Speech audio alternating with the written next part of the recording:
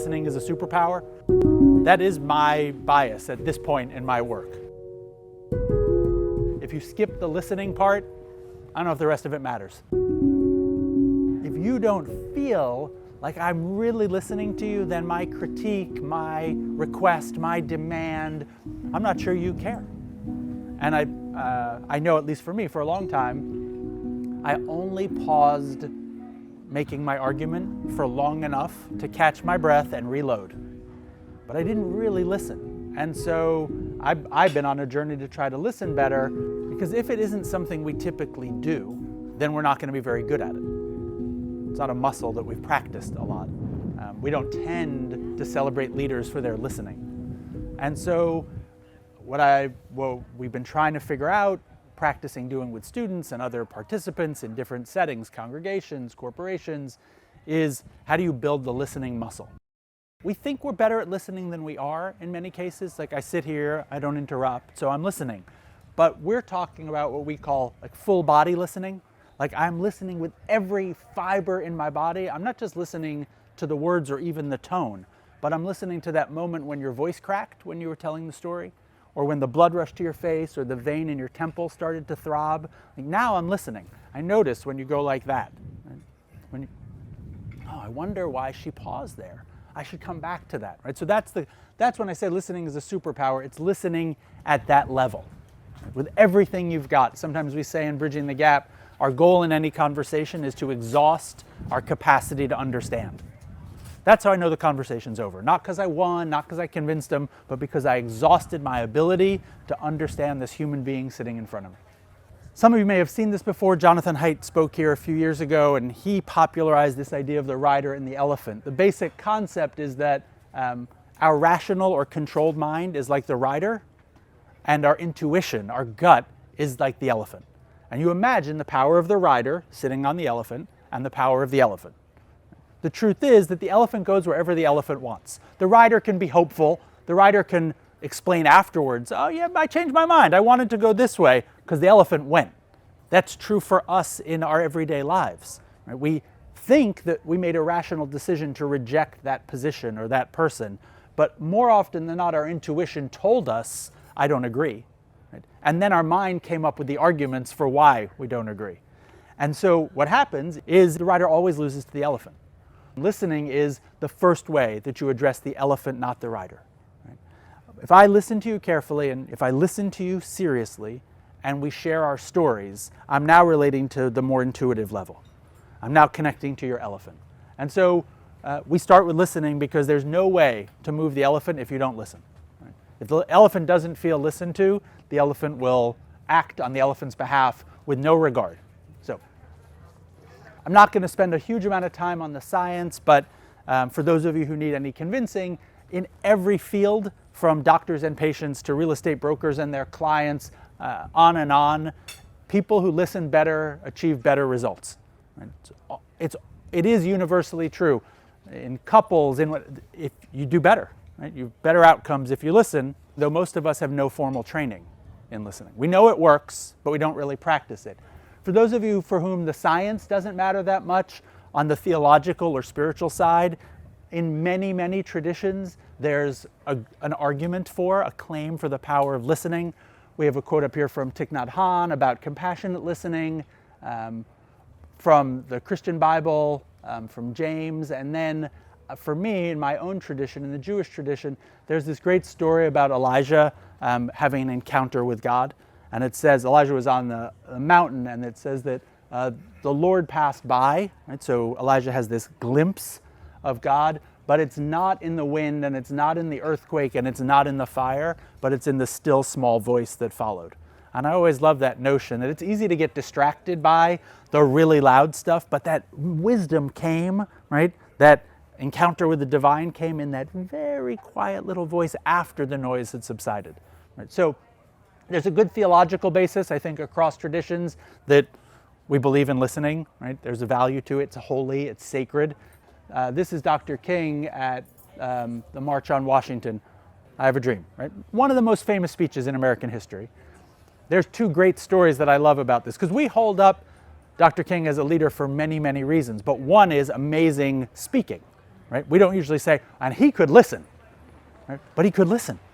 So the story goes that, he came prepared like any good minister would. He came prepared with multiple themes. Right? But he started with the I have a dream theme, and it was working. The crowd loved it. And so he was listening to the crowd. And he's like, I should go with that. Right? The other story is that Ella Baker, one of his most trusted advisors, was standing behind him, and she yelled, Martin, tell him about the dream. Right? So he listened to her, right? Because he trusted her. And I love the story because what we tend to see is the outward public part. It was a great speech, obviously, unquestionably, but he made choices about it because he was listening. And that to me is leadership. Right? You can speak and you can listen. So our aspiration in Bridging the Gap is this. It's a quote from Hafez, who's a 14th century Persian poet. How do I listen to others as if everyone were my most revered teacher, speaking to me their cherished last words? And I guess I would say, if you got nothing else out of this, that's the hope. Not just listening to the interesting person you met at the meal, but the person where you're like, how did I get cornered here, right? Or the person who brought you a fork after yours fell on the ground. How do you listen to them? Because what would life be like if we listened to each person we encountered that way, not just because we're being nice, but that could change my life. This encounter could offer me the gem of wisdom that I won't get anywhere else. And I'm going to miss it if I'm so distracted by my voices in my head, by where I want to be later, by what could I be doing with this time instead of present with that person who could be giving me this gift, the teaching of my most revered teacher. So how do we actually learn to do that? And so in Bridging the Gap, we teach 5 building blocks of listening, and they build on each other. We teach silence, footprint, encouragers, open-ended questions, sorting, grouping, and synthesizing. So you're going to need to find a partner, and you are going to practice these skills. So silence, I've started to say, oh, this one could feel awkward. And then I think, well, each of them actually feels awkward. So put aside the disclaimer. You're going to listen to your partner, and you're going to do nothing. You're not going to ask them a brilliant question. You're not going to show empathy. You're not going to tell them about yourself. You're going to listen in bearing witness like a mountain. You are just going to sit there and listen. Now, this should free you up. You don't have to do anything fancy. You don't have to seem like you're really fascinated, right? And you don't have to, you can put aside how you behave, what you show, what you demonstrate. Just sit there and watch them, listen to them with everything you've got. You'll do it for about 2 minutes. And don't even sneak in those little encouragers like, oh yeah. Don't do any of that. Just sit there like a mountain, listening to their story, okay? The prompt is, what is your favorite meal? So you're gonna sit with this person, they're gonna have 2 minutes to tell you about their favorite meal, and it could tell them, don't just say like pizza, because it'll make for a very long 2 minutes. But tell them the whole thing, like everything about the pizza and how it's made, just the whole story. You just sit there and listen, but do not zone out, right? I've freed you up from every other responsibility except like watching, oh, well, David got emotional when he talked about the pizza. That's really interesting. Oh, wow, it's really telling me that story. This is important to him, right? Like you can narrate yourself through it, but please just stay 100% present to the extent you can with this person who's speaking and telling you this story about something that matters to them, and then we'll switch.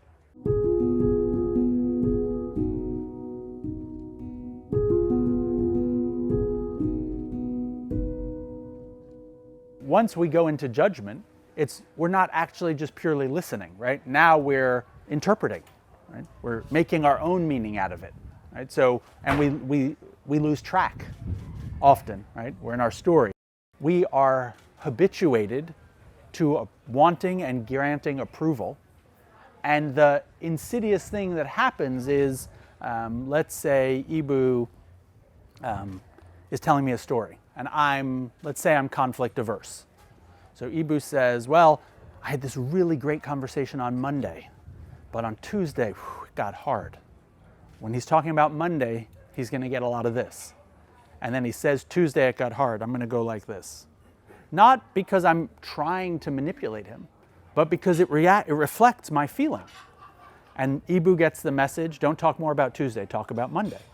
And if I do that over a decade, what Ibu knows is don't talk about conflict with Simon, even though he doesn't even know he's made the decision not to talk about it. And I don't even know that I told him not to talk about it, but now this topic is off the table. So we wonder, well, why don't we talk about those hard things? Well, it's because you've indicated to me that you don't want to talk about the hard things, or whatever the dynamic is. The subtle cues that we give through our approval or withholding approval takes people away from what they thought the story was. I like to say sometimes the speaker has their hands on the wheel. The listener's job is not to grab the wheel, but that's what we do. The more I do this, the more I do that, the more now I'm driving this car. Right? And if I'm driving the car, you're going to learn, let go of the wheel. And then over time, it's like, oh, I never get my voice in here. Well, because you've told us. You don't really want to hear our voice. Because, and it happens in all of, we've all grown up with, it's not like we're bad. It happens in my family. I'll say, I keep going back to pizza. I guess I left New York, so I'm missing pizza. So I would say, like, I love pizza. The next person, well, my favorite pizza place, well, I was telling you about my pizza. Why are we talking about yours? Or even more, people really extend it. I say, I really like pizza, and they're like, I don't like pizza, but I sure like Chinese food. Did I tell you about the restaurant I went to last week? And now we are not talking about me and pizza at all. And the message I got is, oh, it's really about you. That's what we talk about here, your stuff. Right? And you keep those patterns going for a long time, and we can see the results. And I should say on silence, I'm not saying you should have every conversation in silence the whole time. Right? It would not be a great conversation, but saying maybe it's step one. So I'm going to stay totally silent. I'm earning a little bit of trust, right? Because I didn't try to take this over. I'm just here for you. I'm just listening.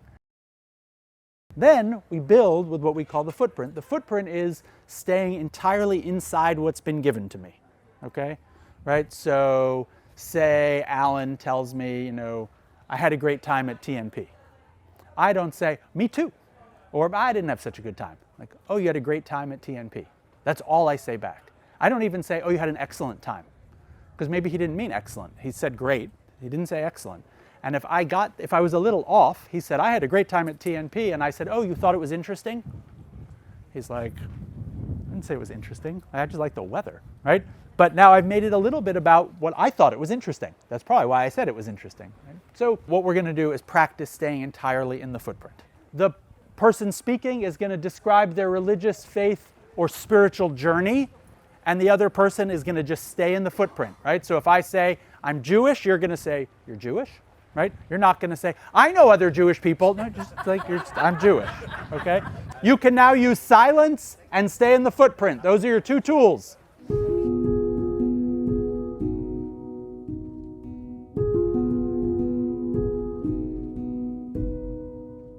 One of the things we try to talk about in Bridging the Gap is these are not beliefs alone. I believe in listening, they're practices. So you've tried it once for 2 minutes. So maybe try it 100 times and see if it's useful, right? And if not, don't do it anymore. But it's like any practice. It needs repetition to get good at it and to feel like I can use it and I don't just use it mechanically. Maybe only get one a day, one a week, but it could transform that conversation. So first we start with silence, then we go to the footprint, and then we go to the tried and true encouragers.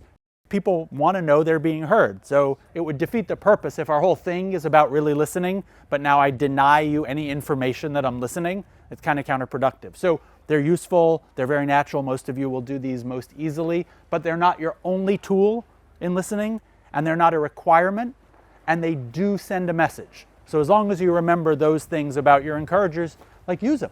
Right? But be aware, oh wow, I was really egging that conversation on, right? Okay, that's fine, but it's not, let's take it out of just being a habit to being a conscious choice about when I encourage. And maybe, in the hardest moment, when the person's saying the thing that I'm like, I hope this will end, being like, okay, right?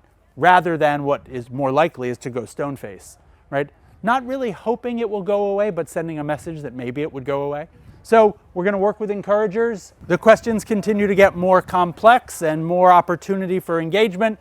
What do you think makes America great? What sustains America? Books, speeches, holidays, documents, rituals, and/or traditions.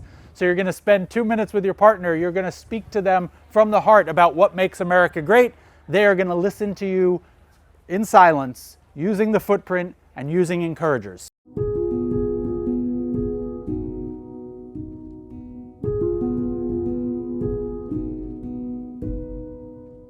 For some people, this question alone and the maybe veiled reference to our politics makes it very hard for them to listen, right? What makes America great? That's a Trump question, right? I'm not going to sit here and listen to that, right? And I need to tell you first that I don't like the red hat, and right. So we start with pizza, not so hard, right? We go to spiritual religious faith journey, which for some people is supercharged and very difficult to talk about, and so all we do is footprint. Right? And now we're asking you to encourage someone to talk about a view of America that you may totally disagree with. There's no statute of limitations on returning to the thing you disagreed about. Right? We tend to think, I got to come back at them now. It's like, well, you come back tomorrow. Come back in a week. Come back in an hour. We say refrain from unskillful action when in a triggered state. Right? So this set me off. Right? As we know, the amygdala takes over the front of the brain. Fight, flight, or freeze is all I can see. And so either I'm walking out, right, or it's an elbow strike to the jaw. That's all I know how to do. But that's not really going to get much result. And so Charlie's question, which I love, is so what do you do? Right? Simplest thing is just about your breath. Return to the breath. There's all sorts of breathing practices, but slow breathing. So 6 counts in, 6 counts out, 6 counts in, 6 counts out, usually 3 times, will bring you back down. And then remembering that the likelihood that I will influence the person who's speaking to change their thinking is directly related to the quality of our relationship. So if I say something that offends you and I don't know you, and now you tell me why I'm wrong, unlikely that I care, right? Because a lot of people that I care a lot about agree with me about what I've just said. And this stranger is telling me I'm wrong. Okay, well, I'm going to go back to my camp over here. But maybe if I've listened to you carefully, and maybe we broke bread together, and now I say, I'm still really struggling with that thing you said yesterday. Like, I can't let it go. Can I talk to you about that? The chances that person, oh shoot, I didn't want to do that. Like I was just sharing about what I thought made America great. So I would offer those tips and skills, which are a little bit about in the moment, but also about the larger context and where I think effectiveness, my bias is, or I think effectiveness lies, is in the quality of that relationship. So this is my favorite one, open-ended questions. That's what we're going to practice. I love, tell me more about that, and what was that like for you? And I think tell me more about that may be the most enriching and like demilitarizing statement you can come up with. So someone says something, you're offended, you're triggered, you're angry. Well, what they expect is a counter argument, and you just say, just tell me a little more about that. Right? And now you've literally invited them to go deeper, and you get a chance to do 6 breaths in, 6 breaths out, and maybe to see they're more complicated. Right? Oh, I thought I heard what you said, but now I asked you that question, and what you said next made me think, well, it's more complicated than I thought. Or maybe they double down, and you're like, okay, now I'm clear. I don't just have the first thing you said, I have the second thing you said, right? And now I know I want to talk to you about that. So you don't need to have a lot of them. You don't need to, can you give me an example of that? Oh, how did that come to be? All those kind of things. But if you just want something simple, like a go-to you can pull out of your pocket, tell me more about that, or what was that like for you, or the easiest for me, and they start to become very natural. Where the footprint, that parroting thing feels very awkward, tell me more about that, it's like very conversational.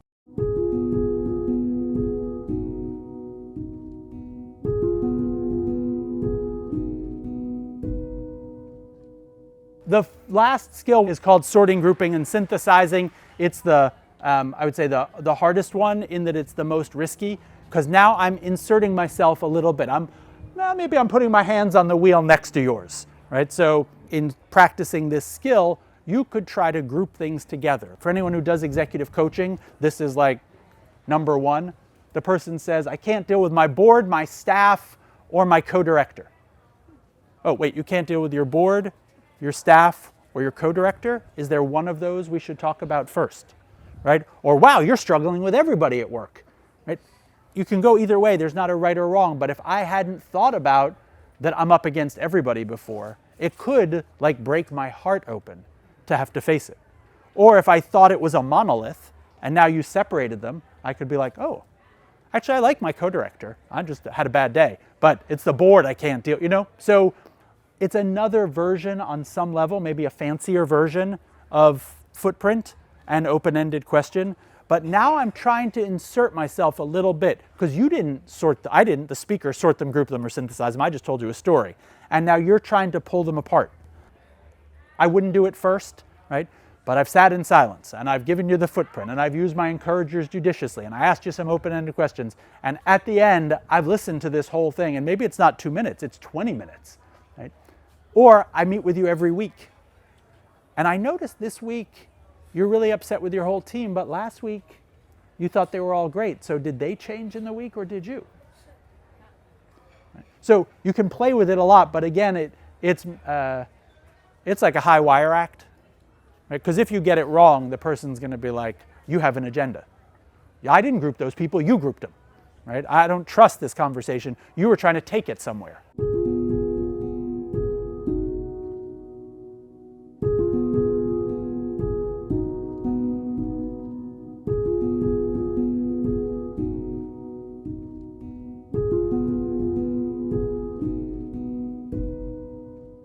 This is not the answer to everything.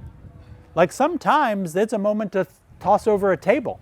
Like things piss people off and it's okay. Like, but it's not the only tool in your toolbox, right? So use judiciously I'm out of here. I do not want to talk to this person. We're done. Okay, try it once a year. I don't know, twice a year, right? Or that pissed me off and you're going to hear about it. Okay, choose that one too. But if all you know how to do is go silent, run away, or rage, it's exhausting, right? And it's pretty limited, right? It looks like the only options, but there's actually all these other things you could do. You could ask an open-ended question. You could invite them to go deeper. You could tell a story. You could be really quiet. You could observe all of the signals they're sending you. So this is really about expanding the set of options, not limiting, because sometimes people think, oh, you're saying just be more polite, be more civil, right? Be more quiet about what you believe. No, no, no. I'm saying be more heard. And the yelling first, like it's not moving people. And I want to see change. I want to see, like, there's things that are wrong in the country, and I yelled about them for a very long time, and it seemed to get worse. So this is a suggestion of like, here's another set of tools, but it's not to. I would just hate, right, it is not to capitulate. And I would hate for anyone to leave thinking he's saying, play to the middle, water it down, kumbaya. I'm not saying that. But fighting about the headline is not the issue. It's the underlying thing. Like, you believe this on that policy because of something deep inside you. I want to get to the deep inside you thing. And if I fight with you about the facts up here, you're never going to tell me the deeper thing. And so I'm never going to move you on the deeper thing, or move myself, because let's remember, I could be wrong too. All right, we're going to wrap it up. Vasudeva listened to Siddhartha with great attentiveness. He had mastered the art of listening. Although Vasudeva himself did not utter a word, it was clear to the one speaking that each of his words was being allowed to enter the listener, who sat there quietly, openly, waiting. Not a single word was disregarded or met with impatience. Vasudeva attached neither praise nor blame to what he heard, but merely listened. Siddhartha felt what a joy it was to be able to confide in such a listener, to entrust his life, his searching, his sorrow to this welcoming heart. Kind of says it all to me. Like, wouldn't it be nice to live in that world? You know? So the bridging the gap notion is that whether your nemesis is your uncle, your coworker, your childhood best friend, the candidate, like the time for demonizing, canceling, condemning, and shutting those people down, like time's up. Doesn't work. Maybe instead we could have the courage to listen to them for a minute, just a minute more. You don't have to make them your best friend and listen forever, but just say, I'm going to go find out what really matters to that person. Or that conversation that I shut down and I closed off, I'm going to open it back up and I'm going to ask, well, how did you come to believe that about that thing? Or why does that matter so much to you? And maybe if we just did those things, we could create a little more space to get into the truth of our disagreements and unlock them, right? Rather than running around on this surface level. So, Bridging the Gap, we start with this invitation. I want to offer it to you as the close of our time together. So our intention is to take seriously the things that others hold dear. If it matters to you, then it will matter to us. Doesn't mean I agree with you, but I see that this matters to you. I'm going to take it seriously, and we can build a relationship from there. We are not here to convince anyone they're wrong or try to change them. I may hope in time that you join me on a journey and you do change, right? I'm not happy with the position you're in today, but my mission in joining with you is not that I'm going to change you. Success will not be just because I changed you. It's because I met you where you are, and maybe we decide to go on a journey together. We're going to be curious about why people think the way they do, and rather than thinking we're diminished by listening carefully to ideas we might disagree with, we trust that we are enhanced by it. We live in a world where the notion that I'm going to give airtime to a disagreeable position is selling out my team, and that I'm somehow giving it more life and undermining something about me and my integrity, rather than believing that I'm enhanced by saying, I'm human, I can't see the whole story. If I sit with you and you tell me something I didn't know, or that I disagree with, or that I've never seen before, I'm enhanced through that journey. Martin Luther King has this amazing quote about how hate can't drive out hate, only love can do that, and darkness can't drive out darkness, only light can do that. So I want to bring those disagreeable things to light, right? Because now they're exposed. Now we can work on them rather than them being hidden down here. It's kind of sickening inside our systems. And then finally, we believe there's more common ground in experience than we anticipate. And when there isn't, we can fundamentally disagree with someone and still respect or even love them. So I think a lot of times there is common ground, but I'm not naive about these things. There are fundamental disagreements. And then the last challenge is what I would leave you with. Obviously, we should respect this human being. Even if I disagree with you, you're entitled to share this earth and this country with me. But I think we can do better. I think we can actually love them, not because we like their points of view, but because they are human and broken and on a journey just like I am. And if I don't love you, I'm not sure what I can do with this tension. But maybe if I do, we can work on it together. So thank you all for coming. Thanks for learning this, and good luck.